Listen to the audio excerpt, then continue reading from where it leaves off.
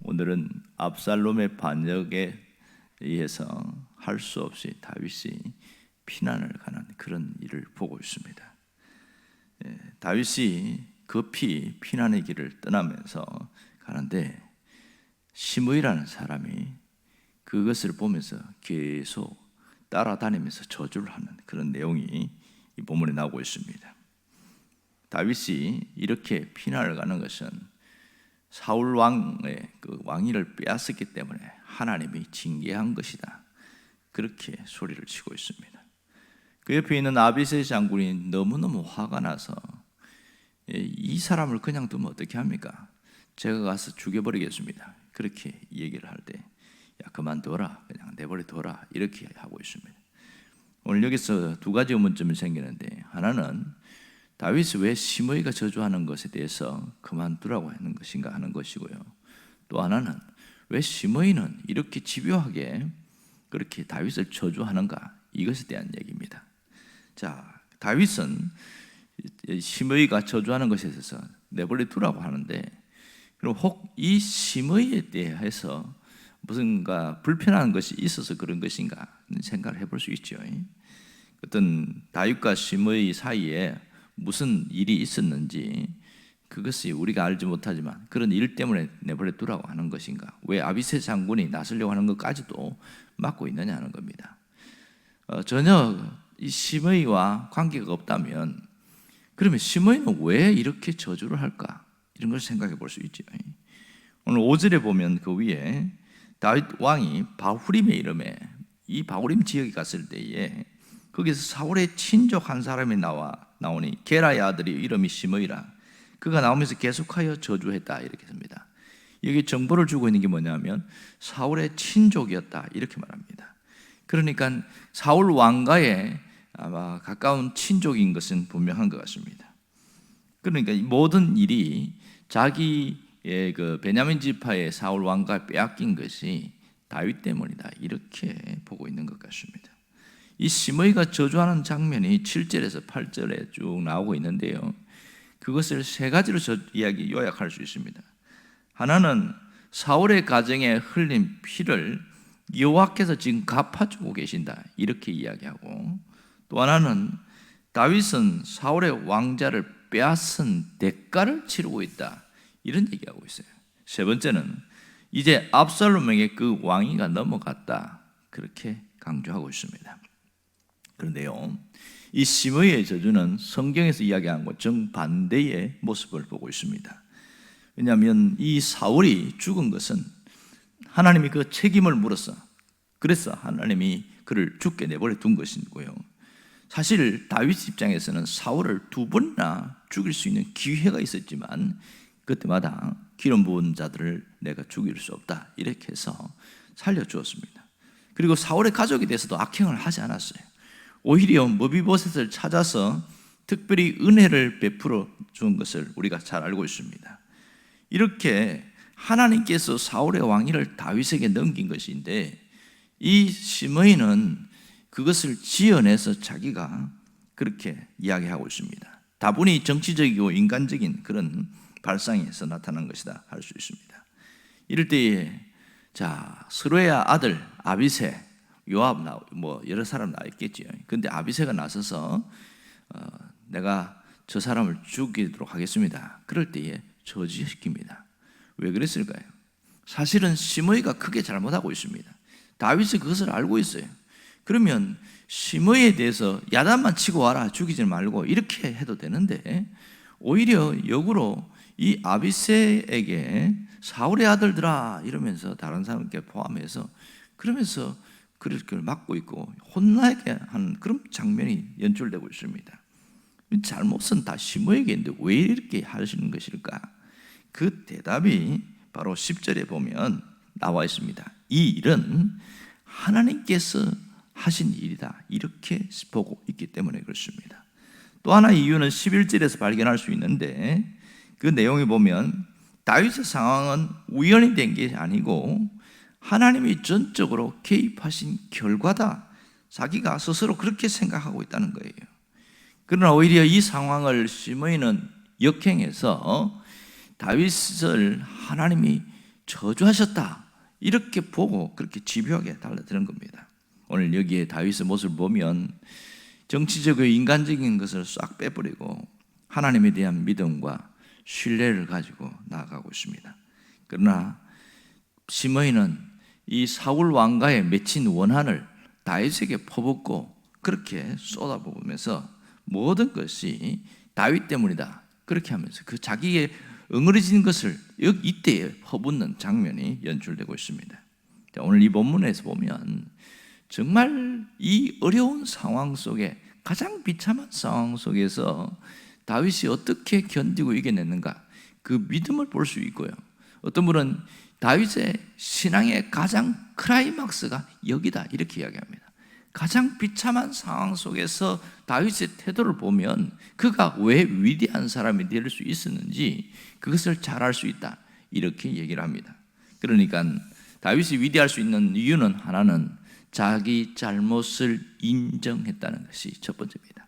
자기가 잘못을 겸손하게 받아들이고 있다는 거예요. 두 번째는 이 현실 그대로 자기 아들이 반역한 것에 대해서 그대로 받아들이고 있는 거예요. 얼마든지 왕궁에 있을 수 있지만 그러면 아들과 싸워서 아들을 죽여야 되는 그런 상황에서 그럴 바야 내가 차라리 피하고 말겠다 그러면서 왕권을 그냥 물려주듯이 하면서 자기는 피신해 가는 겁니다.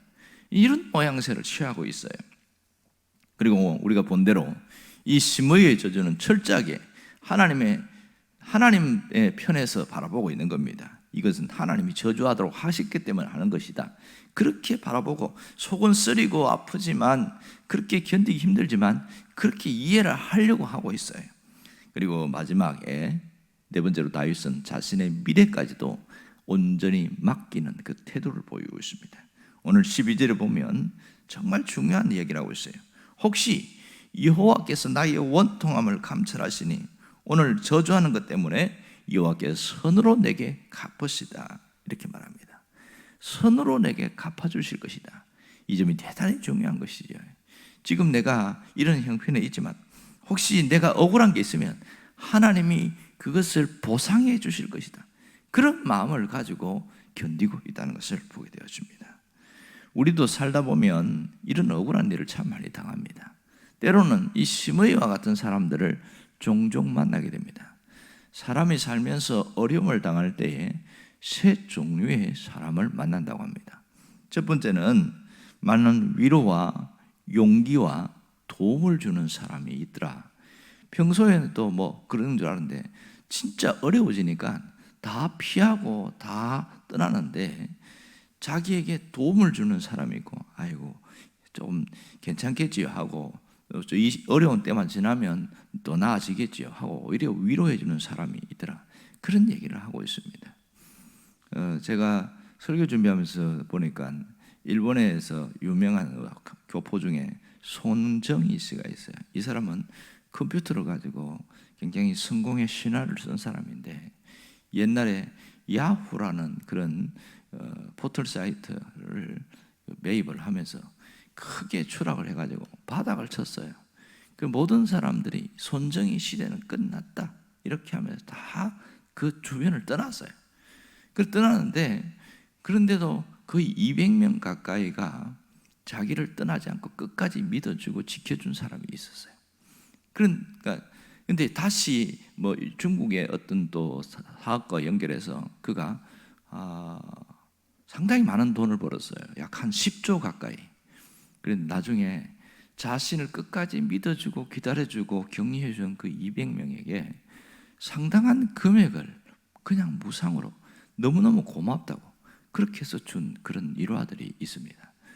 두 번째 사람은 어떤 사람이냐면 겉으로는 대놓고 대적하지 않지만 속으로는 고소하다. 아이고 잘됐다. 이러는 사람이 한 사람이 있고 또 세 번째 사람은 오히려 이런 일에 괴로움을 주는 사람이 있습니다.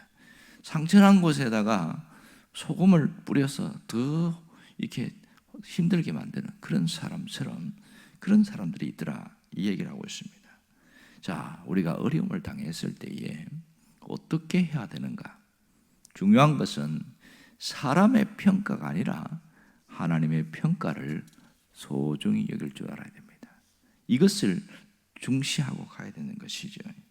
신앙인들은 언제나 사람들이 나에게 뭐라고 하는가, 그보다 더 중요한 것은 하나님이 나에게 뭐라고 이야기하는가, 이 하나님의 평가를 신경을 더 많이 쓰는 게 대단히 중요합니다. 이 하나님 앞에 평가받는 삶을 살겠다고 나아가는 것이 우리가 가져야 될 태도입니다.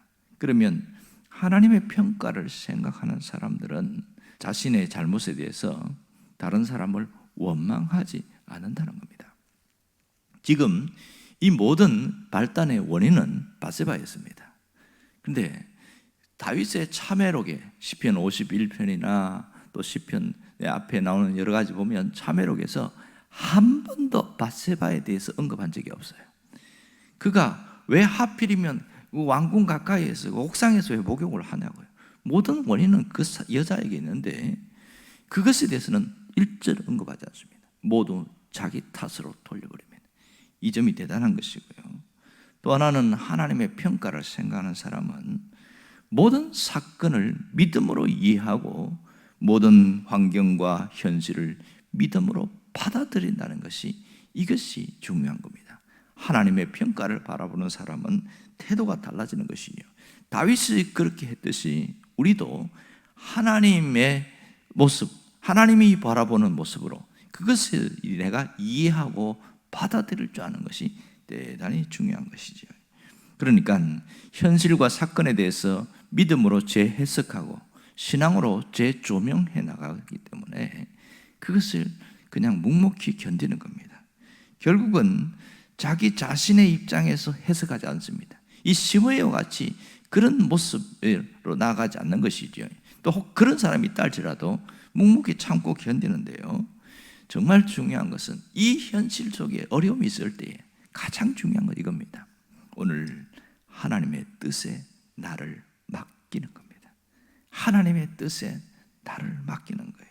살든지 죽든지 주의 뜻에 따르겠다는 그 믿음의 고백과 결단이 대단히 중요합니다.